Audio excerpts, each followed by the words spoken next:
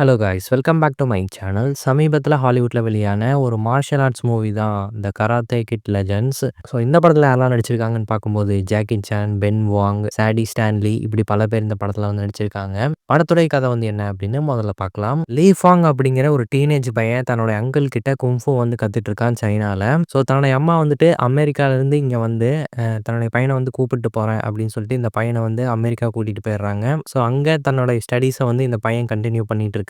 So இதுக்கப்புறம் நீ யார்கிட்டயும் கோவப்படக்கூடாது, சண்டை போடக்கூடாது அப்படின்னு சொல்லி இந்த பையனோட அம்மா வந்து ப்ராமிஸ் வாங்கிடுறாங்க. ஸோ தன்னுடைய அம்மா சொன்னதுக்காக இந்த பையன் எந்த ஒரு பிரச்சனைக்கும் போகாம அமைதியா இருக்கான். இப்படி இருக்கும்போது தான் இந்த பையனுக்கு ஒரு பொண்ணுடைய நட்பு வந்து கிடைக்குது. 2 பேரும் நல்ல ஒரு ஃப்ரெண்ட்ஸ் ஆகுறாங்க.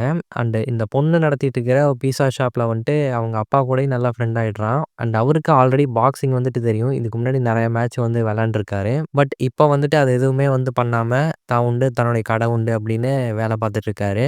அண்ட் தனக்கு வந்துட்டு திரும்ப பாக்ஸிங் பண்ணி அதில் வர ப்ரைஸ் அமௌண்ட்டை வச்சு தனக்கு இருக்கக்கூடிய கடன்லாம் அடைச்சிட்டு இந்த கடையை வந்து காப்பாற்றணும் அப்படிங்கிறது தான் அவருக்கு இருக்கக்கூடிய ஒரே சான்ஸு. ஸோ இந்த சின்ன பையன்கிட்ட அந்த பொண்ணோடைய அப்பா வந்துட்டு எனக்கு இந்த மாதிரி நீ குங்ஃபூ சொல்லி கொடு அப்படின்னு கேட்க, இந்த பையன் இல்லை இல்லை நான் வந்து எங்கள் அம்மாவுக்கு ப்ராமிஸ் பண்ணியிருக்கேன், நான் யாருக்கும் சண்டை கற்றுக் கொடுக்குறதோ இல்லை சண்டைக்கு போகிறதோ வந்து நான் பண்ண மாட்டேன் அப்படிங்கிற மாதிரி சொல்கிறான். ஸோ இந்த ப்ராமிஸை மீறி இந்த பையன் வந்துட்டு அவருக்கு சண்டை சொல்லி கொடுக்க, இதுக்கப்புறம் இந்த கதையில் நடந்த சுவாரஸ்யமான விஷயங்கள் வந்துட்டு என்னென்ன, எந்த ஒரு சண்டையும் வேண்டாம் அப்படின்னு இருக்கிற அந்த பையனுக்கு வாண்டடா தேடி சில பிரச்சனைகள் வருது. ஸோ அந்த பிரச்சனைகளை இந்த பையன் எப்படி சமாளிச்சான், அண்ட் இந்த பையனே ஒரு டோர்னமெண்ட்ல கலந்துக்கக்கூடிய ஒரு சிச்சுவேஷன் வந்து அமையுது. ஸோ அந்த டோர்னமெண்ட்ல இந்த பையன் ஜெயிச்சானா இல்லையா அப்படிங்கிறது தான் இந்த படத்தோட மீதி கதை அப்படின்னு சொல்லலாம். ரொம்ப நாளைக்கு அப்புறம் ஒரு சூப்பரான ஒரு மார்ஷியல் ஆர்ட்ஸ் படத்தை பார்த்த ஒரு திருப்தி கிடைச்சது அப்படின்னு கண்டிப்பாக சொல்லலாம்.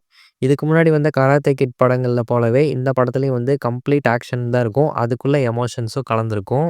அண்ட் இந்த படத்துல ஜாக்கி சானோடைய ஸ்க்ரீன் பிரசன்ஸ் வந்து கொஞ்சம் கம்மி தான். பட் இருந்தாலும் அவர் வரக்கூடிய இடங்கள்ல நம்ம எந்த அளவுக்கு என்ஜாய் பண்ணி பார்ப்போமோ சின்ன வயசுல, அது இன்னுமே அவர்கிட்ட அப்படியே இருக்கு. நம்ம சின்ன வயசுலேருந்து பார்த்து வளர்ந்த ஒரு சில ஆட்களுக்கு வந்து வயசாகிட்டு வருது அப்படிங்கிற ஒரு ஃபீல் வந்து இருக்கும்ல, அதே மாதிரி தான். பட் இந்த படத்துல ஜாக்கி சானோடைய ஸ்க்ரீன் பிரசன்ஸ் கம்மியாக இருந்தாலும் வரக்கூடிய இடங்கள் எல்லாமே வந்து கலகலப்பா இருக்கும். அதுல இந்த டீனேஜ் பையன் கேரக்டர்ல பென் வாங் நடிச்சிருக்காரு. ஸோ அவருடைய அந்த ஆக்ஷன் சீக்வன்ஸ் ஆகட்டும், அவருடைய அந்த ரொமான்டிக்கல் சைடு அந்த அந்த பொண்ணுக்கும் இவருக்குமான ஒரு சில கான்வர்சேஷன் எல்லாம் வந்துட்டு அந்த டீனேஜ் பருவத்தில் ஏற்படக்கூடிய அந்த லவ்வை வந்து நல்லா காமிச்சிருந்தாங்க.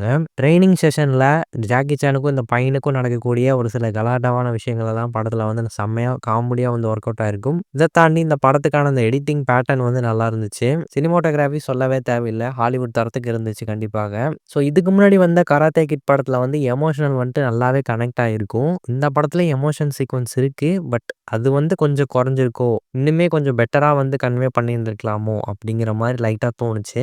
மற்றபடி இந்த படம் வந்துட்டு ஒரு மஸ்ட் வாட்ச் படம் அப்படின்னு சொல்லலாம். சண்டை படங்களெல்லாம் உங்களுக்கு பிடிக்கும்னா தாராளமாக இந்த படத்தை வந்து ட்ரை பண்ணி பார்க்கலாம். ஸோ இந்த ஒரு ரிவ்யூ வந்து உங்களுக்கு பிடிச்சிருந்தா லைக் பண்ணுங்கள், ஷேர் பண்ணுங்கள், கமெண்ட் பண்ணுங்கள். இந்த சேனலுக்கு சப்ஸ்கிரைப் பண்ணுங்கள். தேங்க்யூ.